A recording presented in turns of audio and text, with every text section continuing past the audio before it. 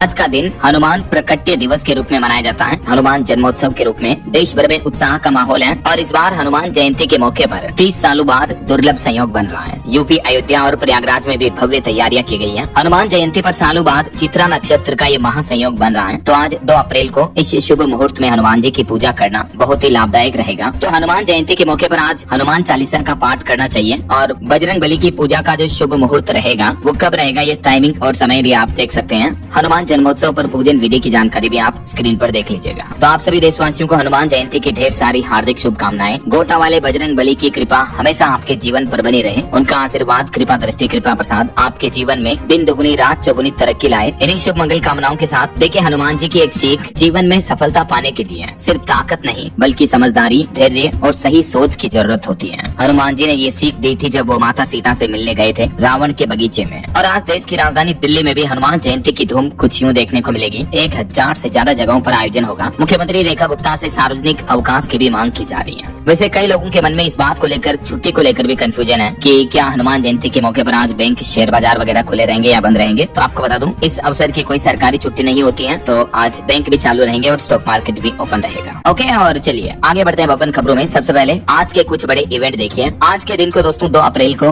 विश्व ऑटिज्म जागरूकता दिवस के रूप में भी मनाया जाता है। और वहीं खबर है, उड़ीसा राज्य में आज 2 अप्रैल से वाहनों के पीयूसी सर्टिफिकेट की जांच में सख्ती बढ़ती जाएगी। बिना वैध पीयूसी वाले वाहनों पर कड़ी कार्रवाई भी होगी। वायु प्रदूषण को नियंत्रित करने के लिए उड़ीसा सरकार की तरफ से ये नया निर्देश जारी किया है। और वहीं मौसम विभाग ने भी चेतावनी दी है। आज 2 अप्रैल से कई राज्यों में आंधी बारिश की चेतावनी है। बारिश का दौर फिर से शुरू होगा। राजधानी दिल्ली से लेकर यूपी, बिहार तक तूफान की भी चेतावनी है। आज 11 राज्यों में बारिश का अलर्ट है। किन किन राज्यों में मौसम विभाग की चेतावनी है आगे मैं आपको बताऊंगा और भी पूरे मौसम समाचार विस्तार से। फिलहाल आगे बढ़ते खबरों में सबसे पहले देख लेते हैं ईरान, इजराइल, अमेरिका जंग से जुड़े कुछ बड़े अपडेट। देखिए, इस जंग को 1 महीने से भी ज्यादा समय हो चुका है और इस बीच अब ट्रंप का कहना है कि अमेरिका नाटो देशों से भी अलग हो सकता है, क्योंकि डोनाल्ड ट्रंप बोले कि जब हमें जरूरत थी तब उस वक्त नाटो देशों ने हमारी मदद नहीं की है। ये सिर्फ कागजी शेर है और पुतिन भी यही मानते हैं। यही वजह कि डोनाल्ड ट्रंप का कहना है कि वे नाटो से बाहर निकलने पर गंभीरता से विचार कर रहे हैं। और इस बीच देखिए, ईरान की चेतावनी के मुताबिक ईरान ने बहरीन में अमेजोन कंपनी के ऑफिस पर भी हमला किया। माइक्रोसॉफ्ट, एप्पल और गूगल जैसी टेक कंपनियां भी अब ईरान के निशाने पर हैं। डोनाल्ड ट्रंप ने कहा कि ईरान से अब डील करने की कोई जरूरत नहीं है। अब तक दोस्तों ईरान, अमेरिका, इजराइल जंग में 3200 से ज्यादा लोगों की मौतें हो चुकी हैं। और वहीं देखिए बड़ी खबर, ईरान युद्ध के बीच हमारे देश में लॉकडाउन का भी एक फेक नोटिस वायरल हुआ। सोशल मीडिया पर शेयर इस पीडीएफ को खोलने पर अप्रैल फूल निकला, क्योंकि जैसा कि आपको पता होगा 1 अप्रैल को हर साल दुनिया भर में अप्रैल फूल दिवस के रूप में मनाया जाता है। तो बीते दिन हमारे देश में भी है लॉकडाउन के नाम से अप्रैल फूल का नोटिस वायरल हुआ। और युद्ध के हालातों के बीच भी केंद्र सरकार का एक बार फिर से ये कहना है कि हमारे देश में ईंधन और एलपीजी का पर्याप्त भंडार है, कोई कमी नहीं है। केंद्र सरकार की तरफ से ये जानकारी दी गई। चलिए आगे बढ़ते खबरों में देखिए आप अगला अपडेट। अटारी और वाघा बॉर्डर पर रीट्रीट सेरेमनी का समय बदला गया। अब शाम 5:30 से 6 बजे तक होगी ये सेरेमनी। आज से ही नई टाइमिंग लागू हुई, मतलब अप्रैल से ही। और खबर है, भारतीय रिजर्व बैंक आरबीआई ने बड़ा कदम उठाया। यूपीआई और डिजिटल पेमेंट्स के लिए अब 2 फैक्टर ऑथेंटिकेशन अनिवार्य होगा। अप्रैल से ये नया नियम लागू हो चुका है, यानी अब गूगल पे, फोन पे वगैरह से डिजिटल पेमेंट करना और भी ज्यादा सेफ और सुरक्षित होगा, चाहे आप नेट बैंकिंग का इस्तेमाल करते हो या किसी भी ऑनलाइन डिजिटल पेमेंट तरीके का। देख सकते हैं आप डिटेल्स क्या है ये नया नियम और इसका असर क्या होगा आम आदमी पर। वहीं खबर है, राजस्थान राज्य में मिड डे मील और कुक कम हेल्पर्स का मानदेय सरकार ने बढ़ाया। अब हर महीने मिलेंगे 2467 रूपए प्रति महीना। इतना मानदेय दिया जाएगा और ये बढ़ोतरी कल 1 अप्रैल 2026 से ही लागू हो चुकी है। पहले मानदेय 1697 रूपए था, इसको भजनलाल सरकार ने बढ़ा दिया है। वहीं खबर है, बिहार में नया मुख्यमंत्री कौन बनेगा 10 अप्रैल तक साफ होगी तस्वीर। सांसद मनोज तिवारी की तरफ से बड़े संकेत भी दिए गए। मीडिया रिपोर्ट्स के मुताबिक वर्तमान मुख्यमंत्री नीतीश कुमार के इस्तीफे के बाद बिहार में बीजेपी का नया सीएम बन सकता है ऐसा। चलिए अगली बड़ी खबर देखिए, उत्तर प्रदेश के मुख्यमंत्री योगी आदित्यनाथ ने यूपी में फार्मर रजिस्ट्री लागू करने के निर्देश दिए। सभी किसानों को योजनाओं का लाभ दिलाने पर भी जोर दिया।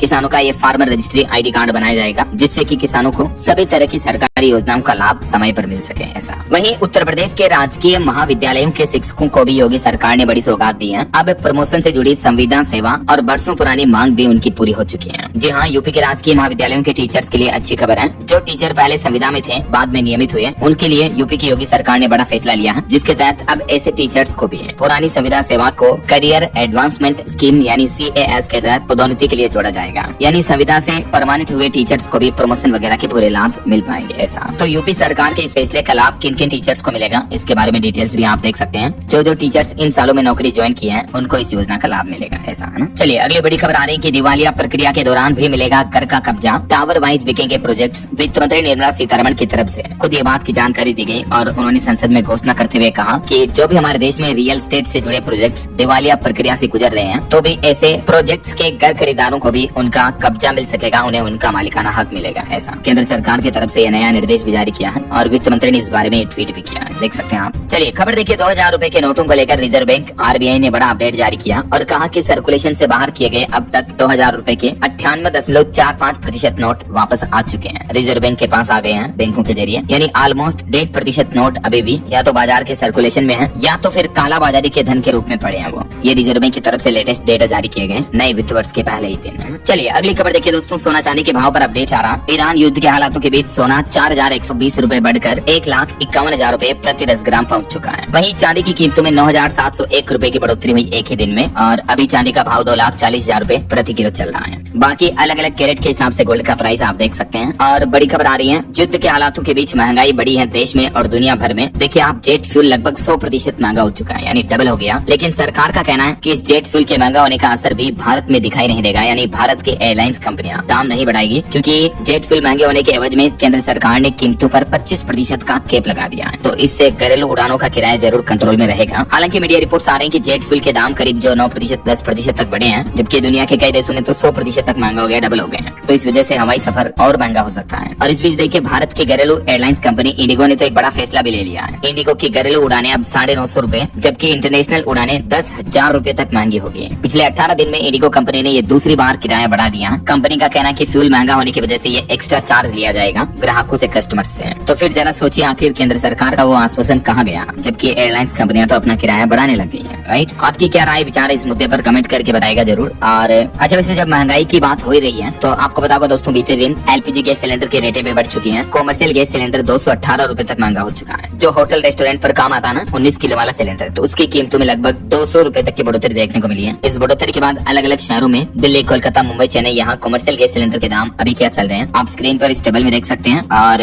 बाकी जो हमारे घरों में काम आने वाला 14 किलो 200 ग्राम वाला सिलेंडर है, उसकी रेटों में कोई बढ़ोतरी नहीं की गई है। तो ये राहत की बात है कि बड़े शहरों में भी घरेलू गैस सिलेंडर के दाम जो है वो नहीं बढ़ेंगे, ऐसा है। और अगली खबर देखिए दोस्तों, GST पर एक रिपोर्ट सामने आ रही कि सरकार ने बीते महीने मार्च में 2 लाख करोड़ रुपए का GST टैक्स वसूला, जो कि पिछले 10 महीनों में सबसे ज्यादा बढ़ोतरी देखने को मिली है सरकार की GST से इनकम के मामले में। वित्त वर्ष 2025-26 में, यानी पिछले पूरे फाइनेंशियल ईयर में 22 लाख करोड़ से ज्यादा का कलेक्शन हुआ GST टैक्स के जरिए। तो अभी तो नया वित्त वर्ष शुरू हो चुका है 1 अप्रैल से ही, उससे पहले केंद्र सरकार की तरफ से ये आंकड़े जारी किए गए। और चलिए अगली बड़ी खबर देखिए, सुप्रीम कोर्ट ने पश्चिम बंगाल में 60 लाख से 47 लाख आपत्तियां निपट जाने पर जताया संतोष। बंगाल चुनाव से पहले SIR मुद्दे को लेकर ये काफी कंट्रोवर्सी देखने को मिल रही है। देखिए रिपोर्ट सामने आ रही है कि बंगाल SIR मामले में 60 लाख में से 47 लाख आपत्तियां निपट चुकी हैं और सुप्रीम कोर्ट ने ये भी कहा कि 7 अप्रैल तक, यानी ये जो 7 तारीख आ रही है, इससे पहले सब कुछ निपटारा हो जाएगा। ट्रिब्यूनल गलत तरीके से जोड़े हटाए नामों को सुधारेंगे। वहीं पॉलिटिक्स से कुछ और अपडेट देखिए आप। बीते दिन केंद्र सरकार ने संसद भवन में इस प्रस्ताव को मंजूरी दे दी है। अमरावती को आंध्र प्रदेश राज्य की ऑफिशियल राजधानी बनाने वाला बिल पास हुआ। लोकसभा में विदेशी अंशदान संशोधन विधेयक पर हंगामा भी हुआ। FCRA बिल वापस लो, इसके नारे भी लगाए विपक्षी सांसदों ने। लेकिन आखिरकार अमरावती को अब ऑफिशियली आंध्र प्रदेश की राजधानी के रूप में मान्यता मिलेगी जल्दी, क्योंकि ये विधेयक लोकसभा सदन से पारित भी हो चुका है। चलिए बड़ी खबर देखिए दोस्तों, देश के जाने माने उद्योगपति अनिल अंबानी के खिलाफ CBI ने एक और नया केस दर्ज किया। अब उन पर आरोप है, जो सरकारी जीवन बीमा कंपनी है LIC, उससे अनिल अंबानी ने 3750 करोड़ रुपए का फ्रॉड किया। तो इसी आरोप के सिलसिले में CBI ने उन पर नया केस दर्ज किया है। बताया जा रहा है कि उन्होंने झूठी जानकारी देकर निवेश करवाया, यानी ऑफिशियली LIC कंपनी को उन्होंने 3750 करोड़ का नुकसान पहुंचाया। तो उन पर ये आरोप लगे और CBI ने चौथा केस दर्ज किया उनके खिलाफ। ऐसा चलिए अगली बड़ी खबर देखिए, टेक कंपनी ओरेकल ने 30,000 कर्मचारियों को जॉब से निकाल दिया। इनमें 12,000 कर्मचारी तो भारतीय हैं। बस अचानक सुबह मेल करके लिखा कि आज आपका लास्ट वर्किंग डे है। देखिए आखिर टेक कंपनियां किस तरह से फायरिंग कर रही हैं। दुनिया के 6ठे सबसे अमीर कारोबारी लेरी एलिसन की ये टेक कंपनी है ओरेकल, और देखिए इस कंपनी ने करीब 30,000 से भी ज्यादा कर्मचारियों को जॉब से निकाल दिया। मीडिया रिपोर्ट्स के मुताबिक कंपनी अगले महीने में छटनी का दूसरा दौर भी शुरू कर सकती है, यानी और भी कर्मचारियों को बाहर निकाल सकती है। और इतनी जॉब्स ले ऑफ पर एक्सपर्ट्स का ये दावा है कि AI यानी आर्टिफिशियल इंटेलिजेंस की वजह से कर्मचारियों को बाहर निकाल रही है दुनिया की दिग्गज टेक कंपनियां। देखिए जरा, समय के साथ साथ हमें भी अपडेट होने की कितनी जरूरत होती है, इस बात का अंदाजा आप लगा सकते हैं इन रिपोर्ट से। और वहीं देखिए दोस्तों, एक बड़ी दुख भरी खबर, बीते दिन एक बड़ी दुर्घटना हो गई नागपुर मुंबई एक्सप्रेसवे पर। एक ट्रक और सवारी टेम्पो के बीच टक्कर हो गई, जिसमें 8 महिलाओं की मौत हो गई, 3 लोग गंभीर रूप से घायल हो गए। हालांकि ट्रक चालक को गिरफ्तार कर लिया है, लेकिन बड़ी जनहानि देखने को मिली इस हादसे में। एक मृतक की तो अभी तक पहचान भी नहीं हो पाई है। देखिए जरा, ईश्वर इन मरने वालों की आत्मा को शांति दे। और चलिए अगली खबर देखिए, राजधानी दिल्ली में इलेक्ट्रिक वाहन नीति अगले 3 महीने तक के लिए बढ़ा दी है। रेखा गुप्ता सरकार ने ये घोषणा की और कहा कि